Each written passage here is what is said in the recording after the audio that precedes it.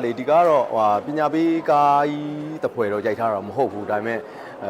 ဒီကားကနေမှကျွန်တော်ယူမယ်ဆိုရင်ရတဲ့ဟာလေးတော့ရှိတယ်ဒီလက်ရှိတဘာဝနဲ့လည်းတအားနီးစံအောင်ရိုက်ထားတယ်ဆိုတော့တဘာဝလွန်horror ကားလို့ဂျာနယ်ထဲမှာပါတယ်ဆိုပေမဲ့လည်းကျွန်တော်လူစိတ်တွေပါမြင်အောင်ရိုက်ပြထားတဲ့ဟာလေးဖြစ်တော့ကျွန်တော်ယူတတ်ရင်တော့ရမယ့်ဟာလေးရှိတာပေါ့နော်အခုဒီထဲမှာမမေရှိနေတယ်လေမမေငါတို့နဲ့တူတူရှိနေရလေညီမလေးရဲ့ကျွန်တော်30ပုံကိစ္စတွေကိုကျွန်တော်ယုံကြည်ပါတယ်ဒါပေမဲ့ကျွန်တော်အဆုံးမရောက်ပါဘူးဟိုဘက်ပြောမလဲတစ်ဖက်ဆုံးကိုရောက်ပြီးတော့ယုံကြည်နေတယ်မယုံကြည်ဘူးဆိုတာမရှိပါဘူးကျွန်တော်အလဲလက်လမ်းစဉ်ပါပဲဆိုတော့ကျွန်တော်တို့ကတော့လူတွေကပိုကြောက်ဖို့ကောင်းတယ်လို့ထင်ပါတယ်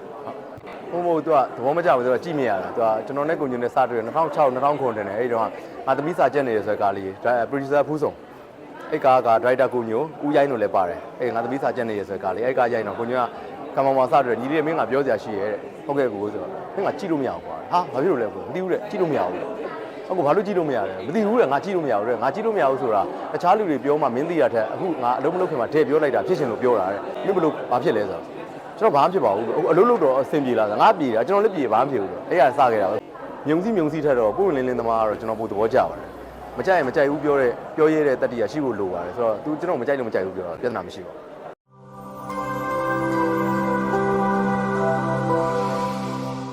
ဒီကားထဲမှာကမောင်နှမ3ယောက်မှာအကြီးဆုံးမင်းခွန်ဆိုရဲ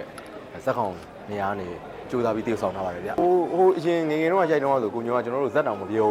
ာရိုက်ရရှိရယ်ဒီနေ့လာခဲ့ဒီဇ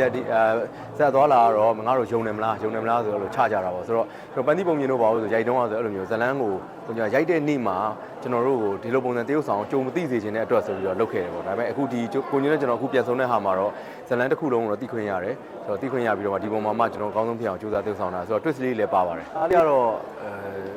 horror thriller ပေါ့နော်နောက်ခုနကညိုပြောသွားဆိုတော့ drama လည်းပါတယ်ဆိုတော့အဲ့လိုပုံစံမျိုးစားလေးဖြစ်တော့သူကဒစိမ့်စိမ့်နဲ့ကြောက်ဖို့အတွက်အဲ့လိုမျိုးကြည့်တဲ့အခါမှာရတရအောင်ကြိုးစားပြီးတော့ကျွန်တော်တည်ဆောင်ထားရပေါ့ဆိုတော့ကျွန်တော်ဒီညမထွက်ရဆိုတဲ့ခေါင်းစဉ်နဲ့ဒီကားနဲ့လိုက်ဖက်မှုရှိအောင်ကျွန်တော်တို့တွေအကောင်းဆုံးဖြစ်အောင်ကြိုးစားပြီးတည်ဆောင်ထားကြတယ်ဒီကိုညီကောင်မဇက်တွေကတော့ရိုက်ဘူးတာပေါ့နော်ရိုက်ဘူးတယ်ဆိုပေမဲ့ဒီကားမှာတော့မင်းခွန် character ပေါ့ဆိုတော့သူကကိုကြီးဆုံးလည်းဖြစ်တယ်နောက်ဒီကြုံလာရတဲ့ပေါ်မှာသူဘလို့အကောင်းဆုံးကင်တွေဖြည့်ရှင်းသွားမလဲပေါ့အဲ့ဒီပေါ်မှာနည်းနည်းစိတ်ဝင်စားကြည့်ရှုရမယ့် character လေးခင်ဗျားတော့ကိုညိုဆွဲရပါကိုညိုခွဲတာပါဒီ captain ပေါ့နော်ဒီလူတွေသုံးမယ်ပေါ့ဆိုတော့ဒီထဲမှာအကုန်လုံးကျွန်တော်အပါဝင်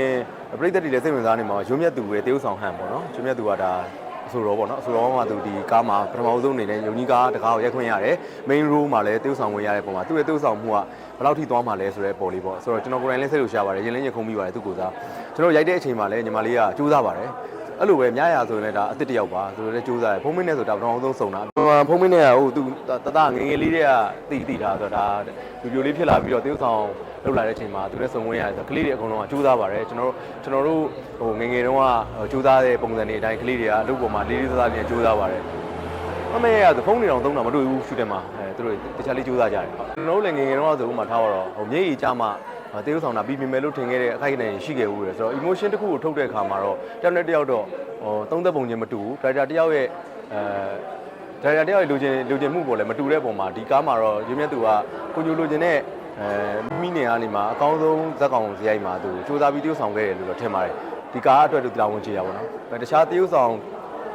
်အနေနဲ့တခြားဟာတွေလုပ်မယ်ဆိုရင်တော့သူလေ့လာစရာတွေတော့အများကြီးရှိသေးတာပေါ့သူစူးစမ်းအောင်ပါပေါ့။တဘောရတော့ကျွန်တော်တို့တွေအနည်းဆက်ဆုံးပေါ့နော်သဘာဝအကြောင်းဆုံးဖြစ်အောင်တေးဥဆောင်ရတဲ့ဟာလေးရှိပါတယ်ဆိုတော့မွန်းချက်စရာရှိတော့လဲမွန်းချက်တဲ့စိတ်တွေနဲ့ကျွန်တော်တုပ်ဆောင်ခဲ့ရတာပေါ့ဗျအဲ့ဒါတော့ကျွန်တော်မျက်စိရှိမှမြင်နေရတဲ့အရာတွေမမြင်ရတဲ့အရာတွေရှိတာ哦ဆိုတော့လက်ရှိမှာတော့မြင်ရတဲ့အရာထက်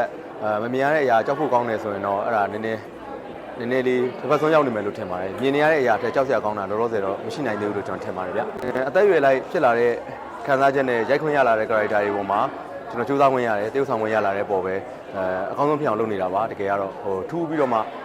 တခုခုထူးဆန်းအောင်လုပ်နေမယ်လို့တော့ကျွန်တော်မတွေးပါဘူးဒါပေမဲ့ကျွန်တော်ရလာတဲ့ character တွေ play ရတဲ့အခါမှာကျွန်တော်အကောင်းဆုံးဖြစ်အောင်ဇက်ကောင်ဇယိုက်ပြီးပြင်အောင်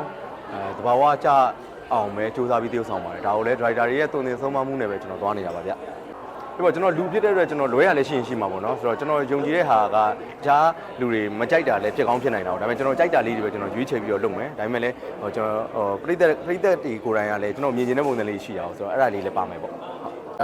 ဒီ10နှစ်ကြော်လောက်မှပြန်ပြီးတော့ရိုက်ဖြစ်တဲ့ကားရိုက်ဖြစ်တယ်ဆိုတာလေကိုညွန့်နဲ့ကျွန်တော်နဲ့ကအချိန်ပိုင်းမှာရိုက်ခဲ့တဲ့ကားတွေမနေဘူးအများကြီးရှိတယ် ဆိုတော့ဒီဟာမှရုပ်ရှင်ကားယုံကြည်ကားအနေနဲ့မှာတေချာလေးဒါပြန်ဆောင်ပြစ်တာပေါ့နော်နောက်ပိုင်းလည်းကျွန်တော်တို့ထပ်လုပ်သွားမယ့် project တွေရှိပါတယ်စောင့်ကြည့်ပေးပါလို့ပြောချင်ပါတယ်